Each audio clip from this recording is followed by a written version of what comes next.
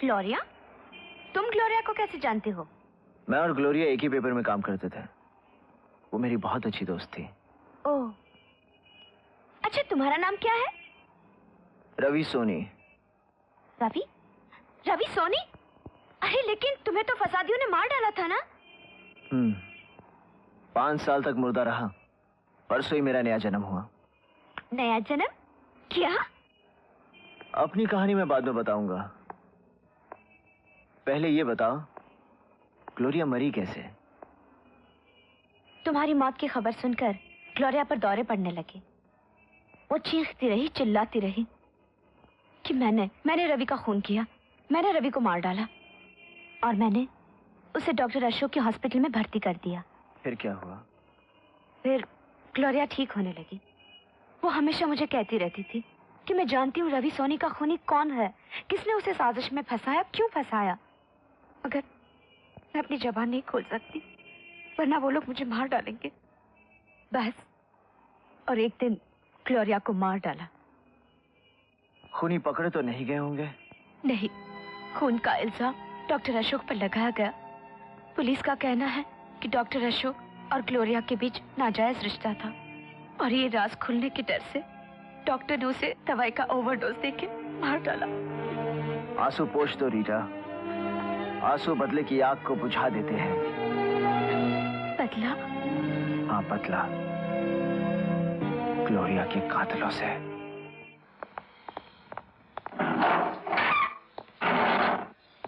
Doctor साहब, ये आपसे मिलने आए हैं।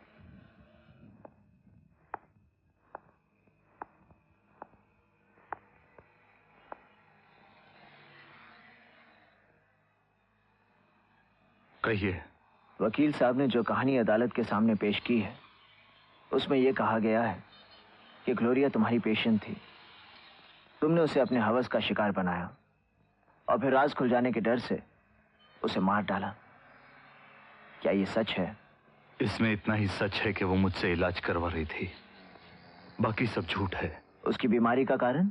दिमाग की तमाम बीमारियों का कारण है डर। एक ऐसा डर जिसका जिक्र करते हुए भी इंसान डरता है। तो क्या तुमने भी इसी डर नामी मर्ज का शिकार होकर ग्लोरिया का कत्ल किया? मैंने किसी का कत्ल नहीं किया, समझे? जिन लोगों ने ग्लोरिया को तेरी बाहों में देखने का बयान दिया, वो सब झूठे हैं, दुश्मन हैं? दुश्मन वो होता है जो सामने से वार करे, पीठ में छुरा घोंपने वाला दुश्मन नहीं होता। ये सब बिके हुए, डरे हुए लोग हैं। किससे? बताओ किससे? देखो अशोक, अगर तुम बेगुनाह हो तो मुझे बताओ। मैं किसी से नहीं डरता, क्योंकि मैं सच से मोहब्बत करता हूँ, सच से। अरे बहुत सुन ली तुम लोगों की सच की बकवास। मैं जानता हूँ तुम भी औरों की तरह मेरी मजबूरी का फायदा उठाओगे, अपनी रोजी रोटी कमाओगे, अपने अखबारों के पन्ने भरोगे। माफ करना मेरे भाई, मुझे कुछ नहीं कहना। अशोक। नहीं मिस्टर, वो आपसे बात नहीं करना चाहते। प्लीज आप चले जाइए। अशोक रुक जाओ। Ashok, don't disturb him, okay? अगर तुम सच्चे हो तो भाग क्यों रहे हो? अशोक!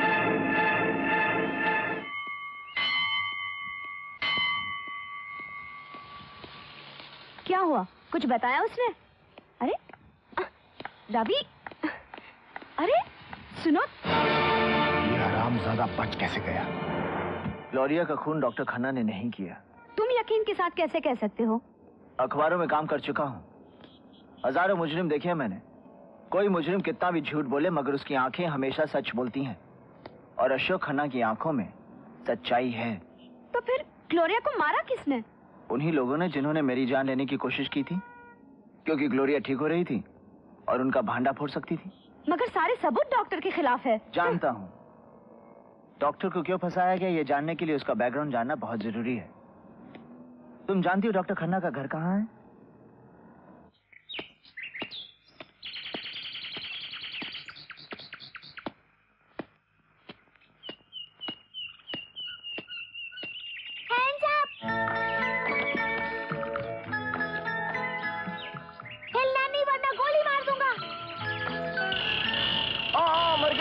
मर गया।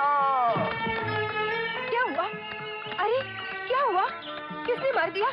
किसने मार दिया तुम्हें? अरे कुछ नहीं हुआ माँ जी, मैं तो यूं बस बच्चे के साथ खेल रहा था। मैंने तुझसे कितनी बार कहा है बाकी ये बंदूक से मत खेला करो। हाँ तो क्या खेलो? माँ जी ठीक कह रही है बेटा, गोली बंदूक का खेल अच्छा नहीं होता। खेलना है तो हॉकी खेलो, फुटबॉल खेलो, क्रिकेट खेलो, लेकिन इससे मत खेलो। मुझे ये सब अच्छा नहीं लगता है।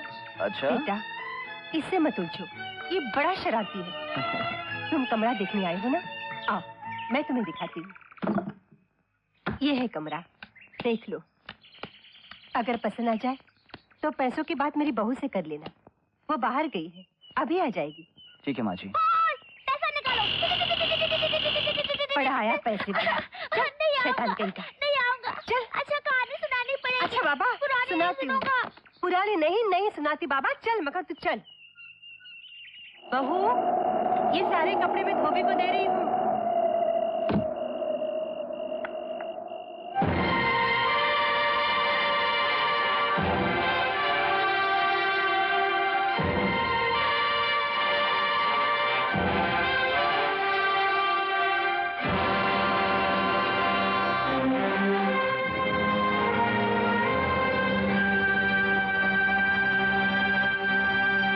बहू आई माँ जी।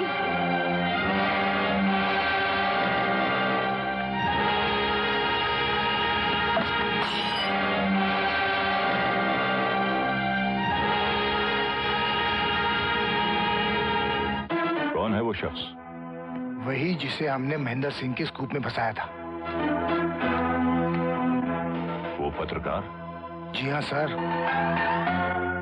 वो जिंदा है और ग्लोरिया की बहन के साथ जेल गया था और डॉक्टर के घर भी। हाँ, और डॉक्टर की बीवी महेंद्र सिंह की बेटी है। हाँ? सर वो रवि सोनी की महबूबा भी है। अब वो कविता से सब कुछ पता करवाएगा। उसे खत्म करना बहुत जरूरी है सर, वरना हम सब खत्म हो जाएंगे। बेवकूफ, जो गोलियों से बच गया हो उसे मारने के लिए गोलियों की नहीं, किसी और चीज की जरूरत है। राजू चलो खाना खा लो। मैं उस अंकल को बुला दूं? बेचारे भूखे होंगे। भूखा होगा तो कहीं और जाकर खा लेगा। कहीं क्यों, यहाँ क्यों नहीं? जाने दो ना बहू, जा राजू जा बुला कर। अरे अंकल आप इधर अकेले क्यों खड़े हो? चलो ना खाना खाने के लिए।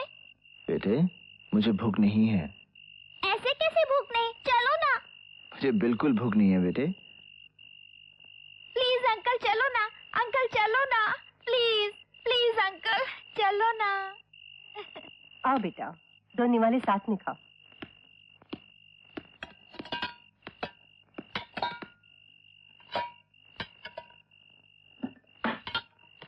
खाना दो खाना दो खाना दो खाना दो।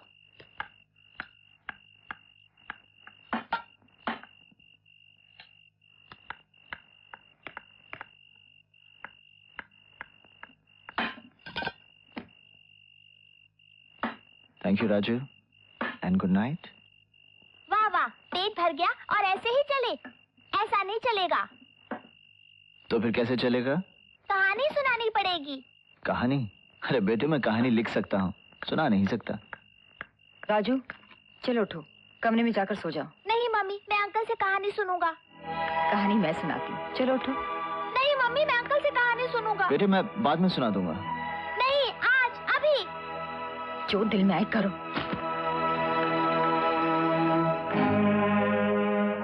कहानी। कोई भी कहानी सुना दे बेटा, नहीं तो ये पीछा नहीं छोड़ने वाला। अच्छा माँ जी। ये हाँ तो बेटे कौन सी कहानी सुनेगा तू? राजा रानी की, परियों की, भूत की, जानवर की? हाँ, जानवर Okay. की। तुम यहाँ क्यों आए हो? मैं नहीं आया कविता, मुझे मेरी तकदीर ले आई। मुझे तो ये बताया गया था कि तुम... ठीक सुना तुमने, मैं तुम्हारे लिए मर चुकी हूँ और तुम मेरे लिए।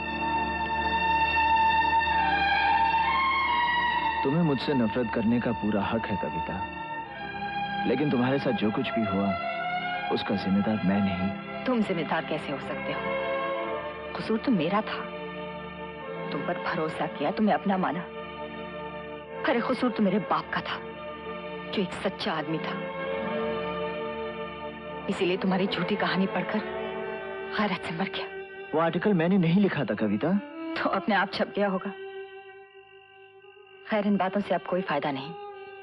मुझे जितना रोना था मैं रो चुकी। अब जो आंसू बचे हैं वो खुशी के हैं, अशोक की वापसी के लिए हैं। मैं ये मालूम करने आया था कि अशोक ने ग्लोरिया का खून क्यों किया। अशोक ने किसी का खून नहीं किया। वो बेगुनाह है। जो आदमी मेरी इज्जत बचाने के लिए फसाद की उस आग में कूद गया जो तुमने लगाई थी, वो ना किसी की इज्जत लूट सकता है और ना ही किसी का खून कर सकता है।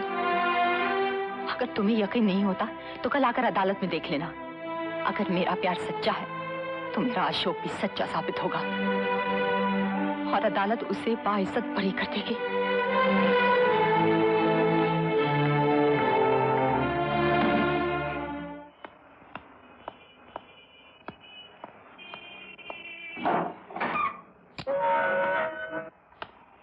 चल रहे उठ।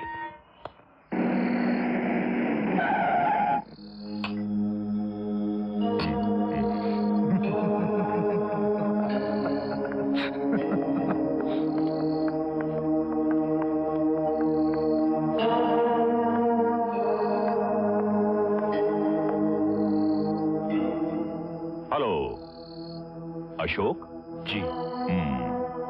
अशोक, जब अदालत किसी को फांसी का हुक्म सुना देती है ना तो उसका सब कुछ मर जाता है, जान के अलावा।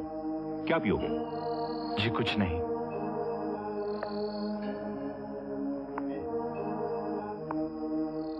और मेरे ऑफर को ठुकराने का मतलब है कि तुम सचमुच अंदर से मर चुके हो।